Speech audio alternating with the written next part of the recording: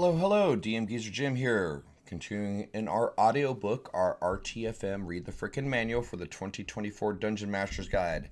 Having a good time? We're now into Chapter 4, Creating Adventures, the stuff that you guys probably skipped the first 3 chapters to get to when you were reading it. And then, obviously, if you're experienced, you know what I'm saying, but if you're new, you sat here and went, wait, what are all these terms? Go listen to my videos for chapters 1, 2, and 3, and chapter 4 starts making a lot more sense. But if you've been following the series along, we're going to continue forward. First, we'll read it word by word, line by line, then we'll have some comments at the end of the video. Thanks for hanging out. Let's get into it. Chapter 4, Creating Adventures. The next section is Draw in the Players. If an adventure situation directly affects the characters or the people and places that they care about, that is often enough motivation for the characters to get involved. However, see Respect for the Players in Chapter 1 for advice about harming the people and places that characters love. If the adventure situation doesn't have an obvious impact on the characters or the people or the things they care about, you can use other techniques to draw in the players. These are best tailored to the motivations of your players and their characters. For example, some adventuring groups are noble heroes who respond without hesitation to the pleas of innocent villagers crying for help. Other groups are hardened mercenaries who respond only to offers of payment. Some groups are devoted to gods, rulers, or other patrons who might send them on quests either directly or through intermediaries. Sidebar here, subvert cliches. As you populate your world with interesting supporting characters, consider the following. Avoid stereotypes. Show how multiple people from the same culture are different. Don't use real-world accent in a disparaging way. Beautiful diversity. Feature members of different genders, ethnicities, and sexualities as well as people with varied beliefs, capabilities, roles, professions, interests, and outlooks. Fresh spin. Whenever possible, put a fresh spin on a familiar trope. The mysterious figure who presents adventurers with a quest on behalf of the king might be the king in disguise. The wizard in the tower might be a projected illusion created by a band of thieves to guard their loot. Relatability. Treat NPCs as real people with real motivations. Put yourself in their shoes. What would you do? This is stressing you as a DM, okay? So the next section is Adventure Patrons. Many adventures begin with a patron asking the characters to undertake a quest or mission, offering a reward in exchange for this service. Not to be confused with Warlock Patron, although they can be interchanged. Take the time to flesh out an NPC who serves as a patron. Once in a while, it can be interesting for the character's patron to betray them. Pulling that trick more than once in a campaign, though, is likely to make the players unwilling to trust any future patrons and possibly suspicious about any adventure hooks you put in front of them. The Patron Hooks table offers some suggestions for ways a patron can lead a character to an adventure situation. The Campaign Start section later in Chapter 5 offers more suggestions for patrons. So sidebar for me, this is where you're going to see a lot of references back to 1, 2, and 3, and as well as chapters 5, 6, and 7. We're starting to put things together here, okay? So, patron hooks. This is a 1d6 roll, and this is the type of hook. It's a short table. We're going to go ahead and read through it, okay? Hooks. If you roll a 1, a town crier announces that someone is hoping to hire adventurers. A roll of a 2 says someone the characters want to impress or need a favor from asks them to deal with the adventure situation, the premise that we laid out in the first section of this. Patron hook number 3, when the characters arrive in a new city, they find a job board where someone is posted in search of adventurers. Number 4, a wealthy patron who is aware of the adventurers' accomplishments writes to them offering to pay them for their talents. Number 5, a citizen in need who has learned of the adventurers' accomplishments and kindness travels miles to find them and implore them for them help. Help me, Obi-Wan. Number 6, the adventurers are arrested on valid or invented charges and offered a chance to escape punishment by completing a quest. Okay, the next section is supernatural hooks. If an adventuring patron wasn't enough, if a quest giver wasn't enough, let's look at supernatural hooks. Celestial omens, vivid dreams, or other magical phenomena can point characters to the adventure situation in premise and suggest a course of action. This is a 1d6 table as well. The supernatural hooks table offers some suggestions. Number 1, the characters all have a vivid dream that foreshadows elements of the adventure. Number 2, While preparing spells, one character receives a quest from a god or their patron. This is your warlock patron now. Number 3, a fortune teller's reading for one of the characters points to a quest and offers hints about the challenges that lie ahead. Number 4, flames, clouds, smokes, or a huge flock of birds takes distinct shapes that portend the adventure situation. Number 5, animals or animated objects speak clearly to direct the characters towards their situation.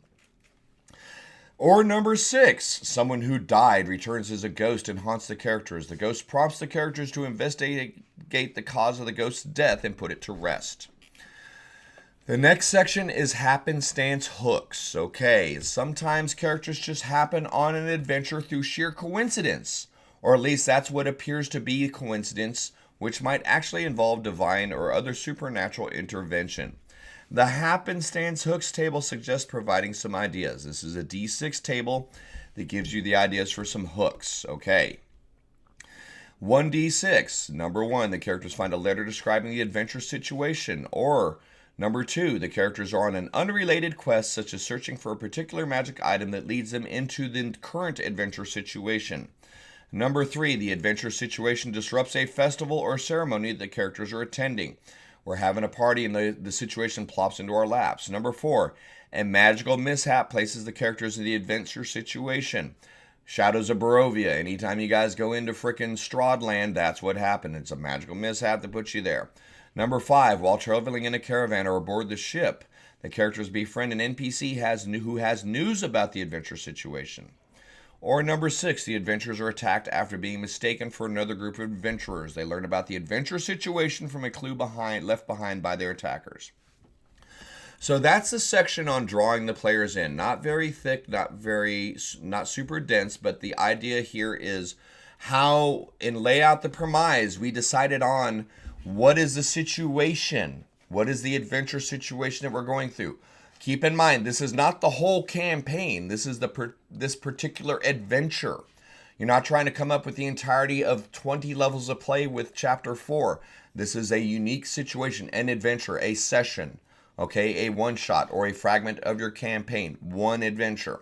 Certainly, these techniques can and will be used in repetition to fill out a campaign of long-term play. But keep in mind, this is bit by bit, piece by piece. So how do we draw into our characters? How do we draw our players into the next situation? The patron section is nice and easy. The idea behind the patrons is so they're working for a quest giver, a duke, a general, a priest, a guild master, a whatever. And it's a nice, simple, easy way to start your games out to keep things under control at the beginning. There's no doubt about it. But the patron hooks is not only just your player's patron, things that can lead to the patron themselves. A town crier announces someone's hoping to hire the adventurers. The person that's hiring them is the patron, and the patron then sends them on an adventure. Okay? The supernatural, remember, we're not getting the situation in this section. That's up in the layout, the premise section. We've decided on the premise for our adventure first. Now we're trying to use hooks to draw the players in. Okay? I know it seems like it's working backwards. I promise you it all makes sense in a full body of work. Section by section, it might be a little bit confusing. But we decided on what our adventure was. What is the premise of our adventure? What is the conflict and what is the situation first? The next section that we're talking about right now is how do we draw our players into it?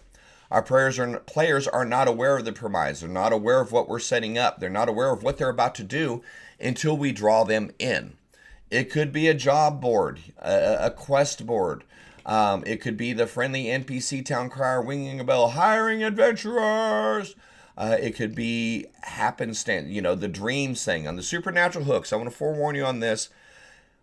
These are very railroady, okay? If they all have a vivid dream that foreshadows the elements of the next adventure and they ignore that dream, and that's how you were hoping to get the adventures moving forward, what do? Have them have another dream and another dream until they move forward? A request from a god or a patron can be a little bit heavier. A fortune teller's reading that offers hints. An animal saying, hey, buddy, go left at the next turn. I mean, that's about as heavy-handed as you could get to get them into the next situation. But the options are there. And last is the happenstance hooks. The happenstance is the situation where your players find themselves accidentally falling into an adventure. It's not an accident because we're setting up the happenstance. The trick with this is to make it look like like wrong place at the wrong time, buddy, or right place at the wrong time. As heavy-handed as your supernatural hooks are, your happenstance hooks are the opposite of it. They're the accidental, the incidental. The in 15 Adventures, man, could you imagine we'd be out here when that town fair for the summer harvest got interrupted? Damn, 6 months ago we was just having watermelons and now we're fighting dragons. Woo! That's the idea behind the happenstance hook. Is it something that you are building for your players to unknowingly enter into the adventure? Okay? So that's the section on draw in the players. The idea of adventure hooks, idea hooks. We've decided what we want our players to do. Now we need to get our players interested into it. Now we need to draw our players into the situation and get them on the road towards adventure. That's what this section is targeting, okay? Short, sweet, and simple. There's a lot of information about there in the varying editions and in the Twitter sphere and in the internet world about adventure hooks. This is a good starting point. If you have no other resources, you'll find something in this section that will speak to you when it's time to draw your your players into an adventure. Hey, so that's chapter 2, section 2. Thank you so much for hanging out for Draw the Players. We've got a few more sections in this larger chapter, and then we're going to get into even meatier stuff next. But hey, man, likes, follows, subscribes, leave me some comments, join us on Twitch.